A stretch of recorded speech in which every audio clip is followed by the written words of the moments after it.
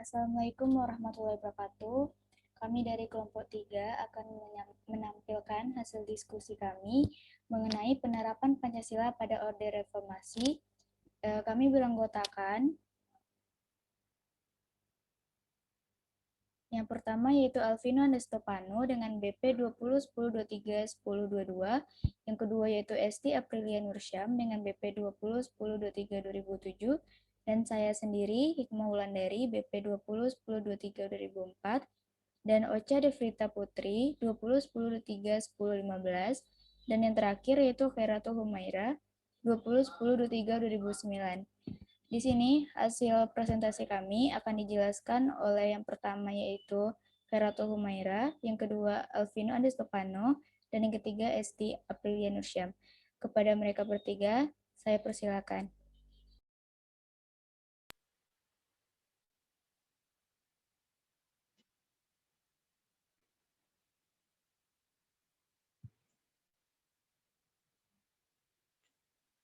Terima kasih kepada moderator yang telah memberikan kesempatan kepada saya untuk membacakan hasil presentasi kelompok kami. Sebagai dasar negara, Pancasila adalah sumber dari segala sumber hukum yang ada di Negara Kesatuan Republik Indonesia. Oleh sebab itu, penerapan nilai-nilai Pancasila terus diupayakan dari waktu ke waktu, termasuk pada masa reformasi. Pemerintahan Orde Baru yang represif dan dijangkiti oleh korupsi, kolusi, dan nepotisme menyebabkan kerusakan dalam bidang hukum, politik, dan ekonomi. Penegakan hukum dan kebijakan ekonomi saat itu dirasakan semakin menjauh dari nilai-nilai kemanusiaan, kerakyatan, dan keadilan. Selain itu, momen perubahan dari rezim otoriter menjadi demokratis sangat rentan dengan beragam gejolak. Menurut Gary Van Ginken, dalam Communal Violence and Democratization in Indonesia, Small Town Wars, kelompok-kelompok masyarakat memanfaatkan posisi negara yang lemah dengan melakukan berbagai upaya kekerasan terhadap kelompok lain karena termarginalisasi selama rezim Orde Baru. Serangkaian kekerasan komunal yang bernuansa etnis dan agama pun muncul di Kalimantan, Sulawesi, dan Maluku. Berbekal semangat Pancasila, berbagai upaya pun dilakukan untuk memperbaiki kondisi bangsa di masa reformasi. Pengamalan sila ketiga Pancasila, yakni Persatuan Indonesia, sangat krusial untuk ketahanan Indonesia yang saat itu berada di jurang perpecahan. Contohnya, pertama, Presiden B.J. Habibie menerbitkan Impres nomor 26 tahun 1998 yang membatalkan aturan-aturan di komunitas Tionghoa. Impres tersebut berisi penghentian penggunaan istilah pribumi dan non-pribumi dalam penyelenggaraan pemerintahan. Kedua, Presiden keempat, Abdurrahman Wahid, mengembalikan hak warga Indonesia keturunan Tionghoa untuk melaksanakan ritual keagamaan secara terbuka. Sebelumnya, Presiden Soeharto mengeluarkan Impres nomor 16 tahun 1967 tentang larangan agama, kepercayaan, dan adat istiadat Cina. Kini, Imlek dapat dirayakan secara terbuka dan menjadi hari libur nasional. Hal ini sekaligus menunjukkan pengamalan sila pertama Pancasila, yakni ketuhanan yang Maha Esa yang salah satunya dapat diwujudkan dengan sikap menghormati pemeluk agama lain. Meski demikian, tantangan-tantangan selalu ada. Saat ini, dengan adanya media sosial, banyak orang yang memanfaatkannya untuk menghasut dan menimbulkan konflik. Selain itu, hingga kini kekuatan-kekuatan besar dunia tetap berusaha memperebutkan pengaruh ke negara-negara lainnya. Maka, kita harus lebih kritis untuk mencegah penyusupan ideologi lain yang tidak sesuai dengan Pancasila. Reformasi bergulir di Indonesia dengan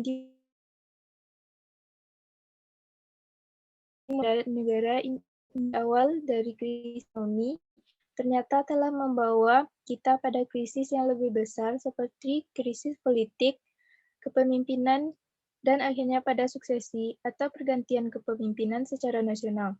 Tentu telah banyak korban yang berguguran dalam proses reformasi tersebut, semisal contoh mahasiswa Trisakti yang menjadi korban dalam tragedi Semanggi 1 dan 2, kerusuhan massa yang anarkis dan brutal dengan melakukan penjarahan, pemerkosaan, pengerusakan fasilitas-fasilitas umum di Jakarta, Solo, Medan, dan kota-kota lain di Indonesia.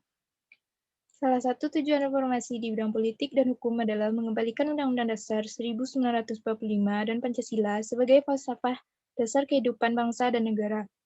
Kita dapat mengetahui dengan seksama bahwa dalam pelaksanaan Undang-Undang Dasar 1945 dan Pancasila dalam masa Orma dan Orba terjadi deviasi atau penyimpangan oleh oknum-oknum penyelenggara pemerintah.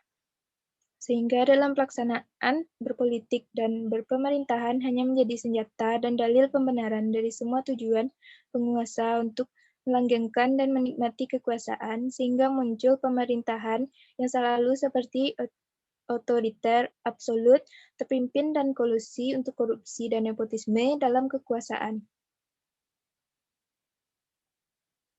Pancasila dalam Strategi Politik Nasional, Ali Murtopo, Cesis 1947 halaman 3. Pertama, sila pertama ketuhanan yang Maha Esa yang mengandung pengertian bahwa negara adalah berdasar dan percaya pada Tuhan yang Maha Esa. Kedua, sila kedua, kemanusiaan yang adil dan beradab, mengandung pengertian dan pengakuan akan penghargaan terhadap sesama manusia lepas dari asal-usul, keyakinan, ras, serta pandangan politik adalah sama.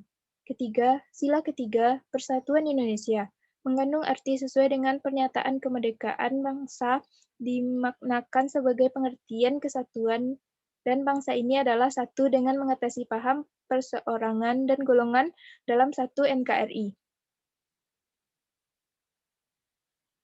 Yang keempat, sila keempat, kerakyatan yang dipimpin oleh hikmah kebijaksanaan dalam permusyawaratan atau perwakilan, mengandung arti bahwa demokrasi bangsa Indonesia pada pelaksanaan demokrasi Pancasila yang mengikutsertakan semua golongan dengan jalan musyawarah untuk mufakat. 5. Sila kelima, keadilan bagi seluruh rakyat, mengandung bahwa golongan harus disusun sedemikian rupa, sehingga tidak ada golongan yang mendapat perlakuan yang adil dan dalam bekerja, hidup tertib, tentram, dan layak. Keenam, bila kita bangga sebagai bangsa Indonesia yang mempunyai jati diri sebagai bangsa, maka kita harus pada nilai-nilai yang dasar yang harus kita pegang teguh bersama. Terlebih lagi saat ini kita hidup di zaman reformasi yang seharusnya justru kita mengembalikan nilai-nilai dasar negara kita.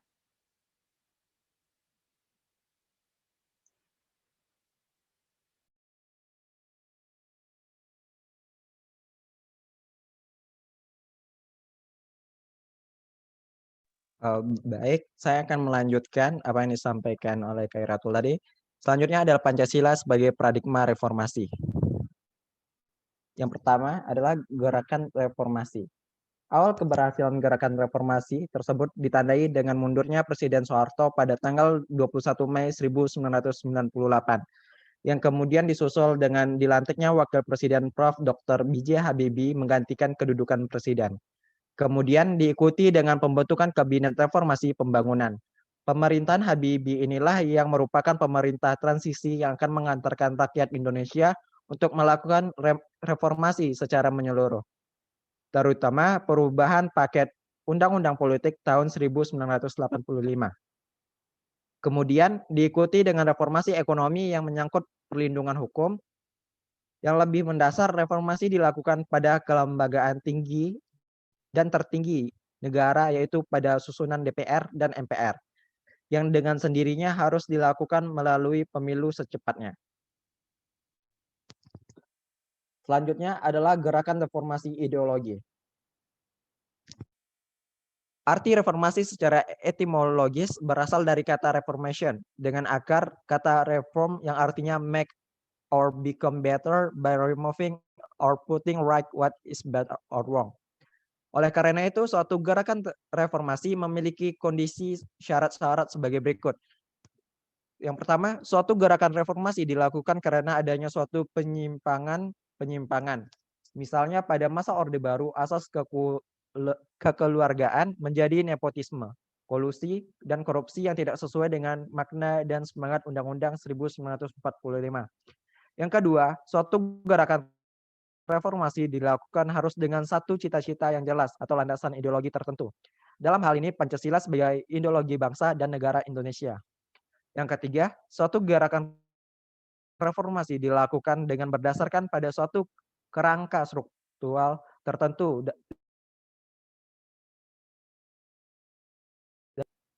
Yang keempat, reformasi dilakukan ke arah suatu perubahan kondisi serta lebih baik dalam segala aspek antara lain bidang politik, ekonomi, sosial, budaya, serta kehidupan keagamaan.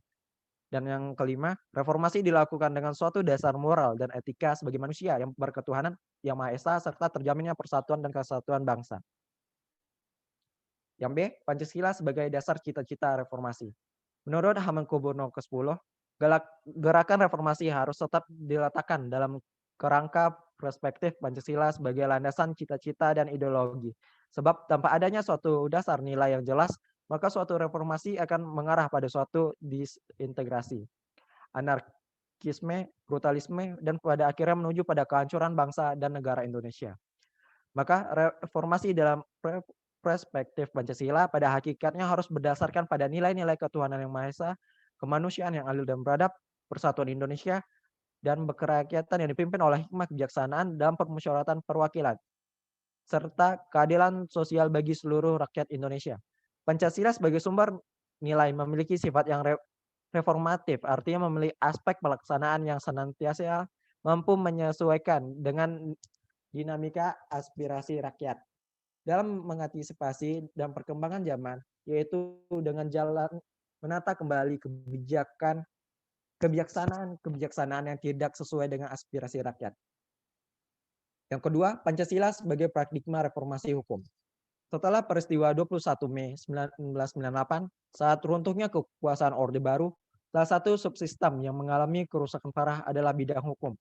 Produk hukum, baik materi maupun penegak, dirasakan semakin menjauh dari nilai-nilai kemanusiaan, kerakyatan, serta keadilan.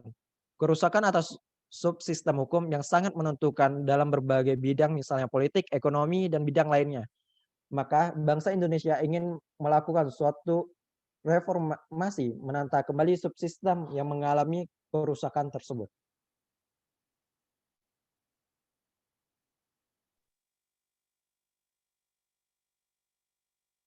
Baiklah, selanjutnya saya akan menyambung yang disampaikan oleh Alvino. Pancasila sebagai sumber nilai perubahan hukum. Hukum berfungsi sebagai pelayanan kebutuhan masyarakat, maka hukum harus selalu diperbarui agar aktual dan sesuai dengan keadaan serta kebutuhan masyarakat yang dilayani, dan dalam pembaruan hukum yang terus-menerus tersebut, Pancasila harus tetap sebagai kerangka berpikir, sumber norma, dan sumber nilai. Sebagai cita-cita hukum, Pancasila dapat memenuhi fungsi konstitutif maupun fungsi regulatif. Dengan fungsi regulatif, Pancasila menentukan dasar suatu tata hukum yang memberi arti dan makna bagi hukum itu sendiri. Sehingga tanpa dasar yang diberikan oleh Pancasila, maka hukum akan kehilangan arti dan maknanya sebagai hukum itu sendiri. Fungsi regulatif Pancasila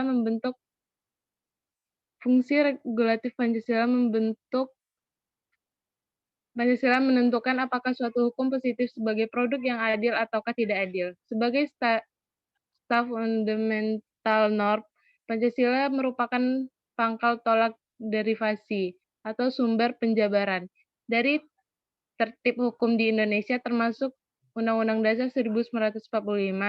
Dalam pengertian inilah menurut istilah ilmu hukum disebut sebagai sumber dari segala peraturan perundang-undang di Indonesia. Sumber hukum meliputi dua macam pengertian. Sumber hukum formal, yaitu sumber hukum ditinjau dari bentuk dan tata cara penyusunan hukum yang mengikat terhadap komunitasnya, misalnya UU, peraturan menteri, peraturan daerah. Sumber hukum material, yaitu suatu sumber hukum yang menentukan material atau isi suatu norma hukum. Jika terjadi ketidakserasian atau pertentangan satu norma hukum dengan norma hukum lainnya yang secara hierarkis lebih tinggi, apalagi dengan Pancasila sebagai sumbernya, berarti terjadi inkonstitusionalitas. Hierarkis lebih tinggi apabila dengan Pancasila sebagai sumbernya, berarti terjadi inkonstitusionalitas atau unconstitutionality dan ketidaklegalan. Dan karenanya norma hukum yang lebih rendah itu batal demi hukum. Dengan demikian, maka upaya untuk reformasi hukum akan benar-benar mampu mengantarakan manusia ke tingkat harkat dan martabat yang lebih tinggi sebagai makhluk yang berbudaya dan beradab.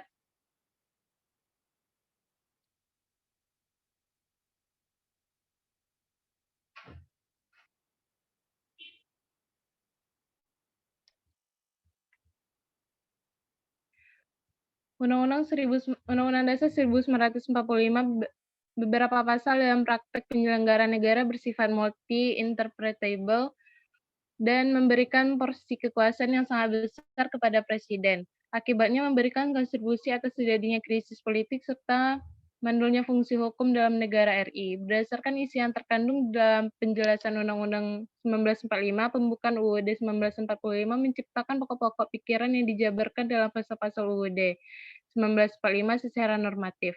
Pokok-pokok pikiran tersebut merupakan suasana kebatinan dari UUD dan merupakan cita-cita hukum yang menguasai baik hukum dasar tertulis maupun hukum dasar tidak tertulis. Selain itu, dasar yuridis Pancasila sebagai paradigma reformasi hukum adalah TAP MPRS nomor 20 MPRS 1966 yang menyatakan bahwa Pancasila sebagai sumber dari segala sumber hukum di Indonesia, yang berarti sebagai sumber produk serta proses penegakan hukum yang harus senantiasa sumber pada nilai-nilai Pancasila dan secara eksplisit dirinci tata urutan peraturan perundang-undang di Indonesia yang bersumber pada nilai-nilai Pancasila. Berbagai macam produk peraturan perundang-undang yang telah dihasilkan dalam reformasi hukum antara lain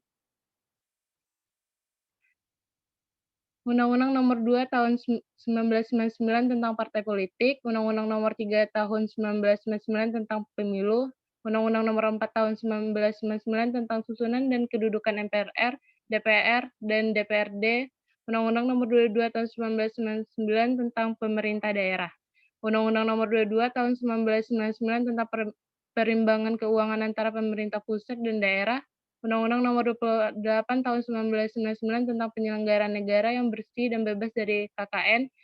Pada tingkatan ketetapan MPR telah dilakukan reformasi hukum melalui Sidang Istimewa MPR pada bulan November 1998 yang menghasilkan ketetapan-ketetapan. Yang pertama, TAP nomor 8 MPR 1998 tentang pencabutan referendum, TAP nomor 9 MPR 1998 tentang GBHN, TAP nomor 10 MPRS 1998 tentang pokok-pokok reformasi pembangunan, TAP nomor 11 MPRS 1998 tentang negara bebas PKN, TAP nomor 12 MPRS 1998 tentang masa jabatan presiden, TAP nomor 14 MPR 1998 tentang pemilu 1999, TAP nomor 15 MPR 1998 tentang otonomi daerah dan perimbangan keuangan pusat dan daerah, TAP nomor 16 MPR 1998 tentang demokrasi ekonomi, TAP nomor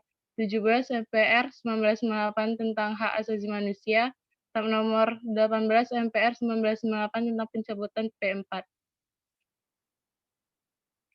Terima kasih. Dikembalikan kepada moderator.